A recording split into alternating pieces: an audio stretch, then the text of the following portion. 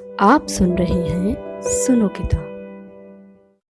कक्षा 7 पुस्तक हमारे अतीत भाग 2 पाठ 1 हजार वर्षों के दौरान हुए परिवर्तनों की पड़ताल। मानचित्र देखने के लिए पीडीएफ देखें। मानचित्र 1 और 2 पर नजर डालिए। मानचित्र 1 अरब भूगोलवेत्ता अल-इदरीसी ने 1154 में बनाया था। यहाँ जो नक्शा दिया गया है वह उसके द्वारा बनाए गए दुनिया के बड़े मानचित्र का एक हिस्सा है और भारतीय उपमहाद्वीप को दर्शाता है। मानचित्र 2 एक फ्रांसीसी मानचित्रकार ने 1720 में बनाया था। दोनों नक्शे एक ही इलाके के हैं मगर उनमें काफी अंतर हैं। अल-इदरीसी के नक्शे में दक्षिण भारत उस जगह है जहां हम आज उत्तर भारत ढूंढेंगे और श्रीलंका का द्वीप ऊपर की तरफ है। जगहों के नाम अरबी में दिए गए हैं और उनमें कुछ जाने पहचाने नाम भी हैं, जैसे कि उत्तर प्रदेश का कन्नौज। मानचित्र 2 पहले मानचित्र के बनने के लगभग 600 वर्ष बाद बनाया गया। इस कालावधि में उपमहाद्वीप के बारे में सूचनाएं काफी बदल गई थीं। यह नक्शा हमें ज्यादा परिचित लगेगा। उसमें विशेषकर तटीय इलाकों के बारीक ब्यौरे देखकर आश्चर्य होता है। यूरोप के नाविक तथा व्यापारी अपनी समुद्र यात्रा के लिए इस नक्शे का इस्तेमाल किया करते थे। देखें अध्याय 6। इतनी ही महत्वपूर्ण एक और बात यह है कि दूसरे युग तक मानचित्र अंकन का विज्ञान भी बहुत बदल गया था। इतिहासकार जब बीते युगों के दस्तावेजों, नक्शों और लेखों का अध्ययन करते हैं तो उनके लिए उन सूचनाओं के संदर्भों का, उनकी भिन्न भिन्न ऐतिहासिक पृष्ठभूमियों का ध्यान रखना जरूरी होता है। नई और पुरानी शब्दावली। अगर समय के साथ साथ सूचनाओं के संदर्भ बदलते हैं तो भाषा और अर्थों के साथ क्या होता है? ऐतिहासिक अभिलेख कई तरह की भाषाओं में मिलते हैं और ये भाषाएं भी समय के साथ साथ बहुत बदली हैं। उदाहरण के लिए मध्ययुग की फारसी आधुनिक फारसी भाषा से भिन्न है। यह भिन्नता सिर्फ व्याकरण और शब्द भंडार में ही नहीं आई है, समय के साथ शब्दों के अर्थ भी बदल जाते हैं। उदाहरण के लिए हिंदुस्तान शब्द ही लीजिए। आज हम इसे आधुनिक राष्ट्र राज्य भारत के अर्थ में लेते हैं। 13वीं सदी में जब फारसी के इतिहासकार मिन्हाज सिराज ने हिंदुस्तान शब्द का प्रयोग किया था तो उसका आशय पंजाब, हरियाणा और गंगा यमुना बीच में स्थित इलाकों से था। उसने इस शब्द का राजनीतिक अर्थ में उन इलाकों के लिए इस्तेमाल किया जो दिल्ली के सुल्तान के अधिकार क्षेत्र में आते थे। सल्तनत के प्रसार के साथ साथ इस शब्द के अंतर्गत आने वाले क्षेत्र भी बढ़ते गए, लेकिन हिंदुस्तान शब्द में दक्षिण भारत का समावेश कभी नहीं हुआ। इसके विपरीत 16वीं सदी के आरंभ में बाबर ने हिंदुस्तान शब्द का प्रयोग इस उपमहाद्वीप के भूगोल, पशु पक्षियों और यहाँ के निवासियों की संस्कृति का वर्णन करने के लिए किया। यह प्रयोग 14वीं सदी के कवि अमीर खुसरो द्वारा प्रयुक्त शब्द हिंद के ही कुछ कुछ समान था। मगर जहां भारत को एक भौगोलिक और सांस्कृतिक सत्व के रूप में पहचाना जा रहा था वहां हिंदुस्तान शब्द से वे राजनीतिक और राष्ट्रीय अर्थ नहीं जुड़े थे जो हम आज जोड़ते हैं। किसी भी शब्द का प्रयोग करने में इतिहासकारों को बहुत सावधान रहना चाहिए क्योंकि अतीत में उन शब्दों के कुछ अलग ही अर्थ थे। उदाहरण के लिए विदेशी जैसा सीधा सादा शब्द ही ले लीजिए। हमारे लिए आज इसका अर्थ होता है ऐसा व्यक्ति जो भारतीय न हो। मध्ययुग में मानो किसी गांव में आने वाला कोई भी अनजाना व्यक्ति जो उस समाज या संस्कृति का अंग न हो विदेशी कहलाता था। ऐसे व्यक्ति को हिंदी में परदेसी और फारसी में अजनबी कहा जा सकता है। वर्टिकल बार इसलिए किसी नगरवासी के लिए वनवासी विदेशी होता था, किंतु एक ही गांव में रहने वाले दो किसान अलग अलग धार्मिक या जाति परंपराओं से जुड़े होने पर भी एक दूसरे के लिए विदेशी नहीं होते थे। इतिहासकार और उनके स्रोत। इतिहासकार किस युग का अध्ययन करते हैं और उनकी खोज की प्रकृति क्या है, इसे देखते हुए वे अलग अलग तरह के स्रोतों का सहारा लेते हैं। उदाहरण के लिए पिछले साल आपने गुप्त वंश के शासकों और हर्षवर्धन के बारे में पढ़ा। इस पुस्तक में हम मोटे तौर पर 700 से 1750 ईस्वी तक लगभग 1000 वर्षों के बारे में पढ़ेंगे। इस काल के अध्ययन के लिए इतिहासकार जिन स्रोतों का प्रयोग करते हैं उनमें आपको बहुत सी बातें ऐसी मिलेंगी जो पिछले युग से वैसी ही चली आ रही हैं। इतिहासकार इस काल के बारे में सूचना इकट्ठी करने के लिए अभी भी सिक्कों, शिलालेखों, स्थापत्य भवन निर्माण कला तथा लिखित सामग्री पर निर्भर करते हैं। पर कुछ बातें पहले से काफी भिन्न भी हैं। इस युग में प्रामाणिक लिखित सामग्री की संख्या और विविधता आश्चर्यजनक रूप से बढ़ गई। इसके आगे इतिहासकार सूचनाओं के दूसरे प्रकार के स्रोतों का इस्तेमाल धीरे धीरे कम करने लगे। इस समय के दौरान कागज क्रमश सस्ता होता गया और बड़े पैमाने पर उपलब्ध भी होने लगा। लोग धर्मग्रंथ, शासकों के वृत्तांत, संतों के लेखन तथा उपदेश, अर्जिया, अदालतों के दस्तावेज, हिसाब तथा करों के खाते आदि लिखने में इसका उपयोग करने लगे। धनी व्यक्ति, शासक जन, मठ तथा मंदिर पांडुलिपियां एकत्रित किया करते थे। इन पांडुलिपियों को पुस्तकालयों तथा अभिलेखागारों में रखा जाता है। इन पांडुलिपियों तथा दस्तावेजों से इतिहासकारों बहुत सारी विस्तृत जानकारी मिलती है, मगर साथ ही इनका उपयोग कठिन है। उन दिनों छापेखाने तो थे नहीं, इसलिए लिपिक या नकलनवीस हाथ से ही पांडुलिपियों की प्रतिकृति बनाते थे। अगर आपने कभी किसी मित्र के गृह कार्य की नकल उतारी है तो आप जानते होंगे कि यह काम आसान नहीं है। कभी कभी आपको अपने मित्र की लिखावट समझ में नहीं आती होगी और आपको मजबूर होकर अंदाज ही लगाना पड़ता होगा कि क्या लिखा गया है। फलस्वरूप आपके लिखे में मित्र के लिखे हुए से कुछ छोटे मोटे लेकिन महत्वपूर्ण अंतर आ जाते होंगे। पांडुलिपि की प्रतिलिपि बनाने में भी कुछ कुछ यही होता है। प्रतिलिपियां बनाते हुए लिपिक छोटे मोटे फेरबदल करते चलते थे, कहीं कोई शब्द, कहीं कोई वाक्य। सदी दर सदी प्रतिलिपियों की भी प्रतिलिपियां बनती रहीं और अंततः एक ही मूल ग्रंथ की भिन्न भिन्न प्रतिलिपियां एक दूसरे से बहुत ही अलग हो गईं। इससे बड़ी गंभीर समस्या उत्पन्न हो गई, क्योंकि आज हमें लेखक की मूल पांडुलिपि शायद ही कहीं मिलती है। हमें बाद के लिपिकों द्वारा बनाई गई प्रतिलिपियों पर ही पूरी तरह निर्भर रहना पड़ता है। इसलिए इस बात का अंदाज लगाने के लिए कि मूलतः लेखक ने क्या लिखा था, इतिहासकारों को एक ही ग्रंथ की विभिन्न प्रतिलिपियों का अध्ययन करना पड़ता है। कई बार लेखक स्वयं भी समय समय पर अपने मूल वृत्तांत में संशोधन करते रहते थे। 14वीं शताब्दी के इतिहासकार जियाउद्दीन बर्नी ने अपना वृत्तांत पहली बार 1356 में और दूसरी बार इसके 2 वर्ष बाद लिखा था। दोनों में अंतर है, लेकिन 1971 तक इतिहासकारों को पहली बार वाले वृत्तांत की जानकारी ही नहीं थी। यह पुस्तकालयों के विशाल संग्रहों में कहीं दबा पड़ा था। नए सामाजिक और राजनीतिक समूह।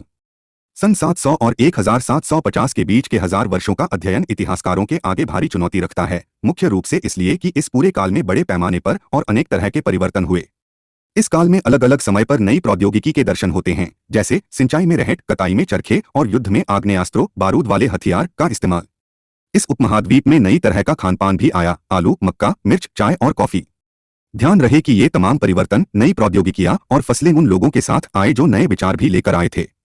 परिणामस्वरूप यह काल आर्थिक, राजनीतिक, सामाजिक और सांस्कृतिक परिवर्तनों का भी काल रहा। अध्याय 5, 6 और 7 में आप इनमें से कुछ के बारे में जानेंगे। इस युग में लोगों की गतिशीलता, एक स्थान से दूसरे स्थान पर आना जाना भी बहुत बढ़ गया था। अवसर की तलाश में लोगों के झुंड दूर दूर की यात्राएं करने लगे थे।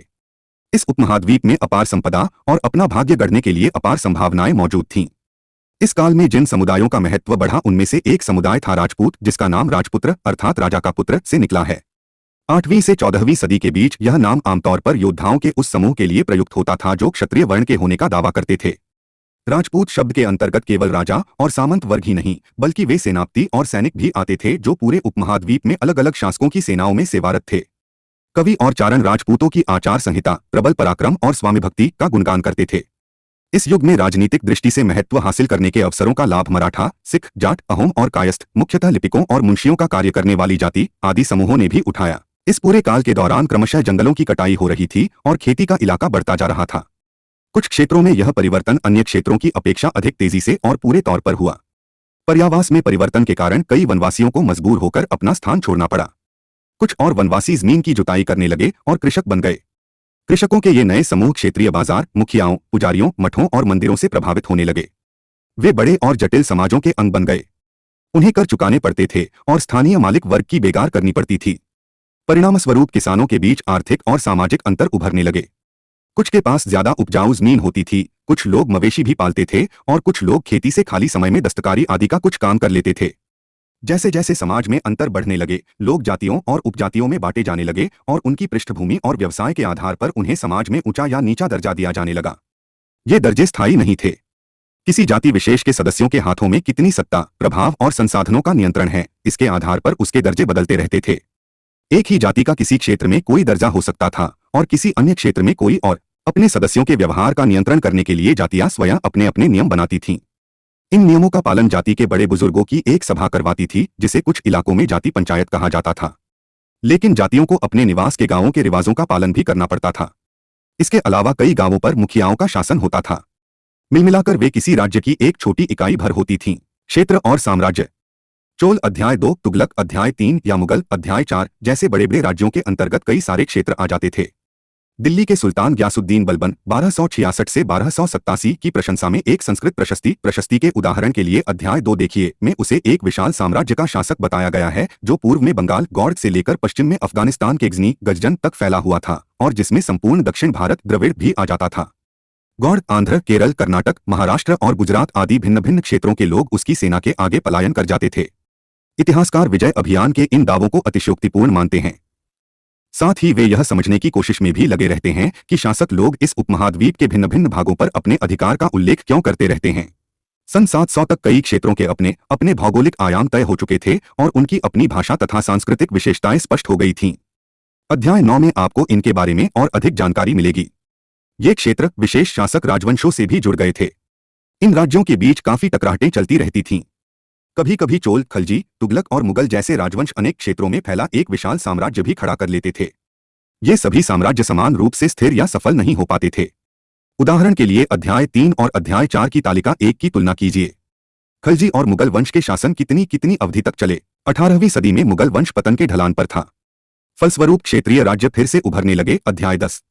लेकिन वर्षों से जो सर्वक्षेत्रीय साम्राज्यों का शासन चल रहा था उससे क्षेत्रों की प्रकृति बदल गई थी। उन पर कई छोटे बड़े राज्यों का शासन चलता रहा था और उन राज्यों की बहुत सी बातें इस उपमहाद्वीप के अधिकतर भाग पर फैले इन क्षेत्रों को विरासत में मिली थीं। इस तथ्य का पता हमें उन कई परंपराओं से लगता है जो इन क्षेत्रों में उभरी थीं। इन परंपराओं में कुछ एक दूसरी से भिन्न और कुछ एक समान हैं। ऐसी परंपराएं हमें प्रशासन, अर्थव्यवस्था के प्रबंधन, उच्च संस्कृति तथा भाषा के संदर्भ में मिलती हैं। सन 700 से लेकर 1750 के बीच के 1000 वर्षों में इन विभिन्न क्षेत्रों की प्रकृति एक दूसरे से कटकर अलग अलग नहीं पनपी थीं। हालांकि उनके चरित्र की अपनी विशिष्टताएं बनी रही थीं, मगर समन्वय की सर्वक्षेत्रीय ताकतों का प्रभाव भी उन पर पड़ा था। पुराने और नए धर्म। इतिहास के जिन 1000 वर्षों की पड़ताल हम कर रहे हैं, इनके दौरान धार्मिक परंपराओं में कई बड़े परिवर्तन आए। दैविक तत्व में लोगों की आस्था कभी कभी बिल्कुल ही वैयक्तिक स्तर पर होती थी, मगर आमतौर पर इस आस्था का स्वरूप सामूहिक होता था। किसी दैविक तत्व में सामूहिक आस्था यानी धर्म प्रायः स्थानीय समुदायों के सामाजिक और आर्थिक संगठन से संबंधित होती थी। जैसे जैसे इन समुदायों का सामाजिक संसार बदलता गया, वैसे ही इनकी आस्थाओं में भी परिवर्तन आता गया। आज हम जिसे हिंदू धर्म कहते हैं, उसमें भी इसी युग में महत्वपूर्ण बदलाव आए। इन परिवर्तनों में से कुछ थे नए देवी देवताओं की पूजा, राजाओं द्वारा मंदिरों का निर्माण और समाज में पुरोहितों के रूप में ब्राह्मणों का बढ़ता महत्व तथा बढ़ती सत्ता आदि। संस्कृत ग्रंथों के ज्ञान के कारण समाज में ब्राह्मणों का बड़ा आदर होता था। इनके संरक्षक थे नए नए शासक जो स्वयं प्रतिष्ठा की चाह में थे। इन संरक्षकों का समर्थन होने के कारण समाज में इनका दबदबा और भी बढ़ गया था। इस युग में एक महत्वपूर्ण परिवर्तन भक्ति की अवधारणा के रूप में आया।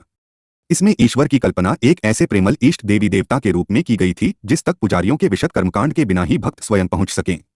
इस विषय में और साथ ही दूसरी परंपराओं के बारे में आपको अध्याय 8 में जानकारी मिलेगी। यही वह युग था जिसमें इस उपमहाद्वीप में नए नए धर्मों का भी आगमन हुआ। कुरान शरीफ का संदेश भारत में पहले फल 7वीं सदी में व्यापारियों और आप्रवासियों के जरिए पहुंचा। मुसलमान कुरान शरीफ को अपना धर्मग्रंथ मानते हैं, केवल एक ईश्वर अल्लाह की सत्ता को स्वीकार करते हैं जिसका प्रेम, करुणा और उदारता अपने में आस्था रखने वाले हर व्यक्ति को गले लगाता है, चाहे उस व्यक्ति की सामाजिक पृष्ठभूमि कुछ भी रही हो। कई शासक इस्लाम और इसके विद्वान धर्मशास्त्रियों और न्याय शास्त्रियों अर्थात उलेमा को संरक्षण देते थे। हिंदू धर्म की ही भांति इस्लाम के अनुयायी भी अपने धर्म की अलग अलग तरह से व्याख्या करते थे। मुसलमानों में कुछ शिया थे जो पैगंबर साहब के दामाद अली को मुसलमानों का विधिसम्मत नेता मानते थे और कुछ सुन्नी थे जो खलीफाओं के प्रभुत्व को स्वीकार करते थे। इस्लाम के आरंभिक में इस धर्म का नेतृत्व करने वाले खलीफा कहलाते थे और आगे भी इनकी परंपरा चलती रही। इस्लामी न्याय सिद्धांत विज्ञान और विशेषकर भारत में हनफी और शफी ऐसे सिद्धांत हैं कि विभिन्न परंपराओं में भी कई महत्वपूर्ण अंतर रहे हैं। ऐसे ही धर्म सिद्धांतों तथा रहस्यवादी विचारों को लेकर विभिन्नताएं देखने को मिलती हैं। समय और इतिहास के कालखंडों पर विचार। इतिहासकार समय को केवल घड़ी या कैलेंडर की तरह नहीं देखते, यानी कि केवल घंटों, दिन या वर्षों के बीतने के रूप में ही नहीं देखते हैं। उनका नजरिया यह है कि समय सामाजिक और आर्थिक संगठन में आने वाले परिवर्तनों को झलकाता है। यह दिखलाता है कि विचारों और विश्वासों में कितना स्थायित्व रहा है और कितना परिवर्तन आया है। यदि अतीत को समान विशेषता रखने वाले कुछ बड़े बड़े हिस्सों, युगों या कालों में बांट दिया जाए तो समय का अध्ययन कुछ आसान हो जाता है। 19वीं सदी के मध्य में अंग्रेज इतिहासकारों ने भारत के इतिहास को 3 युगों में बांटा था, हिंदू, मुस्लिम और ब्रिटिश। यह विभाजन इस विचार पर आधारित था कि शासकों का धर्म ही एकमात्र महत्वपूर्ण ऐतिहासिक परिवर्तन होता है और अर्थव्यवस्था, समाज और संस्कृति में और कोई भी महत्वपूर्ण बदलाव नहीं आता। इस दृष्टिकोण में इस उपमहाद्वीप की अपार विविधता की भी उपेक्षा हो जाती थी। इस काल विभाजन को आज बहुत कम इतिहासकार ही स्वीकार करते हैं। अधिकतर इतिहासकार आर्थिक तथा सामाजिक कारकों के आधार पर ही अतीत के विभिन्न कालखंडों की विशेषताएं तय करते हैं। पिछले साल आपने जो इतिहास पढ़े थे उसमें प्राचीन समाजों के कई प्रकारों का समावेश था, जैसे शिकारी संग्राहक, प्रारंभिक दौर के कृषिकर्मी, शहरों और गांवों के निवासी और प्रारंभिक दौर के राज्य और साम्राज्य। इस साल आप जो इतिहास पढ़ेंगे उसे प्रायः मध्यकालीन इतिहास कहा जाता है।